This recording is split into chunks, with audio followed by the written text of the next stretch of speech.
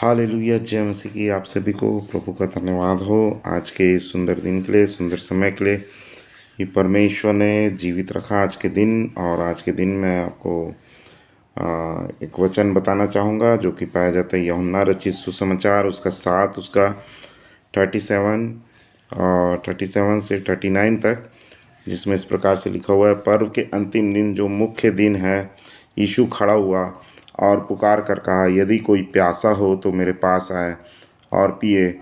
जो मुझ पर विश्वास करेगा, जैसे पवित्र शास्त्र में आया है, उसके हृदय में से जीवन की जल की नदियाँ बह निकलेंगी। उसने यह वचन पवित्र आत्मा के विषय में कहा, जिसे उस पर विश्वास करने वाले पाने पर थे, क्योंकि आत्मा अब तक ना उतरा था, क्योंकि यीशु अब तक अपनी महिमा को ना पहुंचा था।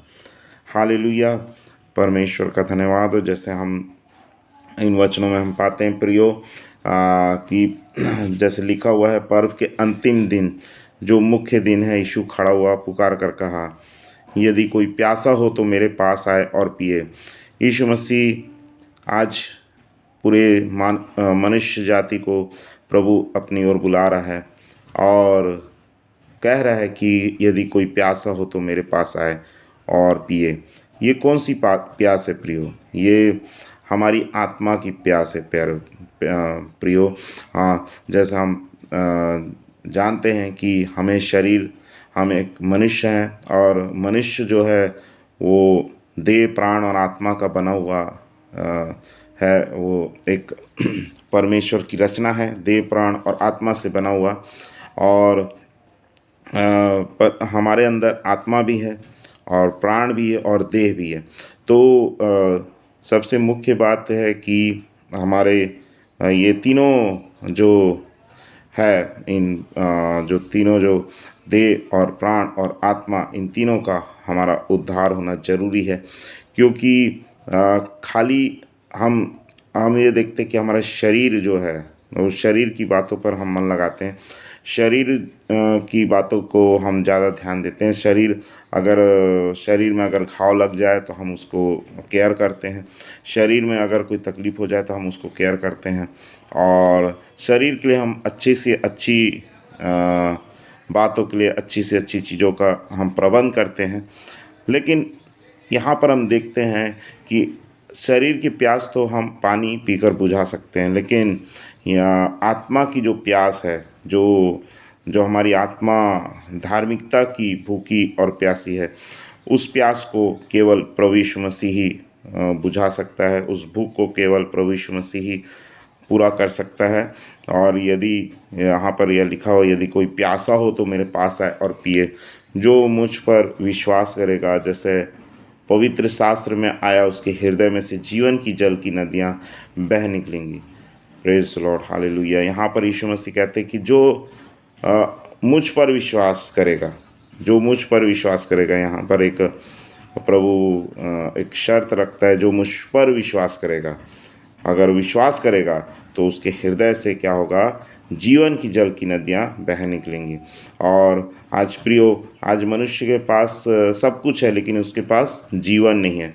उसके पास धन दौलत है, संपत्ति है, उसके पास अपना परिवार है, उसके पास सब चीज़ है, बैंक बैलेंस है, लेकिन उसके पास जीवन नहीं है। जीवन अगर वो चाहता है तो जीवन के लिए उसे यीशु मसीह को अपनाना पड़ेगा, यीशु मसीह के पास आना पड़ेगा। यीशु मसीह पुकार रहे हैं आज आपसे, हम सबसे कह रहे हैं, प्रभु कह रहे हैं कि मेरे पास आओ, मुझ पर विश्वास करो, और जो मुझ पर विश्वास करेगा उसके हृदय में से जीवन की जल की नदियाँ बह निकलेंगी। और उसने यह वचन पवित्र आत्मा के विषय में कहा, जिसे उस पर विश्वास करने वाले पाने पर थे, क्योंकि आत्मा अब तक ना उतरा था, क्योंकि यीशु अब तक अपनी महिमा को ना पहुंचा था। हम देखते प्रियो कि यीशु मसीह ने जब अपने चेलों को कहा था कि चेलों को अपने स्वर्गारोहण जाने से पहले इस बात को कहा था कि जब मैं जाऊंगा तब वो पवित्र आत्मा तुम पर आएगा और वो तुम्हें सामर्थ देगा और मेरी बातों को तुम्हें स्मरण कराएगा और सत्य के मार्ग में तुम्हें चलाएगा। उसी पवित्र आत्मा के विषय में यहाँ लिखा हुआ है कि उसने यह वचन पवित्र आत्मा के विषय में कहा, और जो पवित्र आत्मा है वो हमें इस संसार में गाइड करता है। प्रियो, पवित्र आत्मा ये हमारा मनुष्य का आत्मा नहीं है, हमारे अंदर मनुष्य का आत्मा है, लेकिन अगर हमारे अंदर परमेश्वर का आत्मा आएगा तो वो पवित्र आत्मा है, और वो पवित्र आत्मा हमें इस संसार में गाइड करेगा कि हमें आत्मिक तौर पर हमें मजबूत करेगा, आत्मिक जीवन में हमें मजबूत करेगा, विश्वास में हमें मजबूत करेगा, और प्रभु के ज्ञान में हमें और भी बढ़ाएगा। पवित्र आत्मा हमारी अगुवाई करेगा इन सारी बातों के लिए। और जैसे यहाँ पे लिखा है, जिसे उस पर विश्वास करने वाले पाने पर थे। जो विश्वास करेगा वो पवित्र आत्मा को पाएगा। यीशु मसीह पर जो विश्वास करेगा, यीशु मसीह परमेश्वर पिता से विनती करेंगे कि इस मेरे मेरी बेटी को पवित्र आत्मा दिया जाए, और वो पवित्र आत्मा जो है हमारी इस संसार में अगुवाई करेगा। क्योंकि अभी यीशु मसीह स्वर्ग में है, लेकिन जो हमारे साथ अब रहेगा वो परमेश्वर का आत्मा हमारे साथ रहेगा, हमारे अंदर होगा। और यीशु मसीह ने एक और जगह इस प्रकार से कहा है कि मैं तुझे अनाथ ना छोड़ूंगा और मैं तेरे पास आता हूँ। हालेलुया। और यीशु मसीह ने इस प्रकार से हमें एक वायदा किया है, मैं तुझे ना छोड़ूंगा, मैं तुझे अनाथ नहीं छोड़ूंगा। हालेलुया। हम देखते हैं कि प्रियो, कि यीशु मसीह हमें कितना प्रेम करते हैं। हालेलुया। क्योंकि यीशु मसीह ने कहा कि मैं तुम्हें अनाथ नहीं छोड़ूंगा। ये वचन हम देखते हैं यूहन्ना 14 उसका 18 पद में, और उसमें लिखा हुआ है इस प्रकार से, मैं तुम्हें अनाथ नहीं छोड़ूंगा, मैं तुम्हारे पास आता हूँ। यीशु मसीह कहते कि मैं तुम्हें अकेला नहीं छोड़ूंगा, मैं तुम्हें संसार छोड़ देगा लेकिन मैं तुम्हें कभी नहीं छोड़ूंगा। प्रभु कहता मैं तुम्हारे पास आता हूँ। हालेलुया। और प्रियो, आज मनुष्य सोचता है कि मेरा कोई नहीं, यदि कोई सोचता है मेरा कोई नहीं, मेरा कोई अपना नहीं, कोई मुझे पूछता नहीं, कोई मुझसे प्रेम नहीं करता, तो यीशु मसीह आपसे कहना चाहता है, भाई आपसे कहना चाहता है, बहन, कि मैं तुम्हें अनाथ नहीं छोड़ूंगा, मैं तुम्हारे पास आता हूँ। हालेलुया। और जो भी प्रियो आज इस वचन को सुन रहा है, वो वचन आपके लिए है। ये वचन आपके लिए है।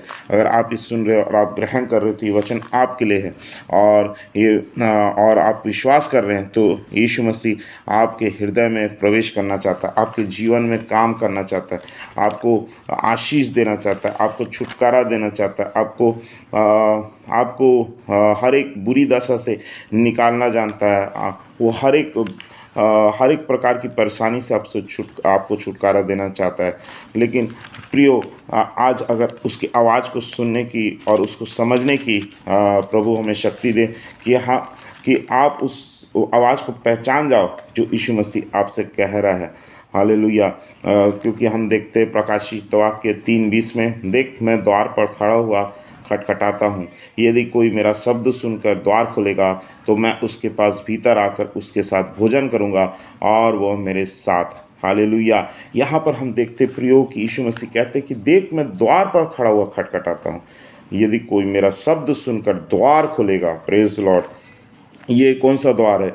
ये आपका हृदय रूपी द्वार है जिसे आपने बंद कर रखा है, और यीशु मसीह उस द्वार को खटखटा रहा है और वो अंदर प्रवेश करना चाहता है। यदि कोई उस शब्द को यदि कोई मेरा शब्द सुनकर द्वार खोलेगा तो मैं उसके पास भीतर आकर उसके साथ भोजन करूँगा और वह मेरे साथ। और प्रभु कहते कि मैं उसके साथ भोजन करना चाहता हूँ, मैं उसके साथ रहना चाहता हूँ, और मैं उसके साथ अपनी संगति उसे देना चाहता हूँ।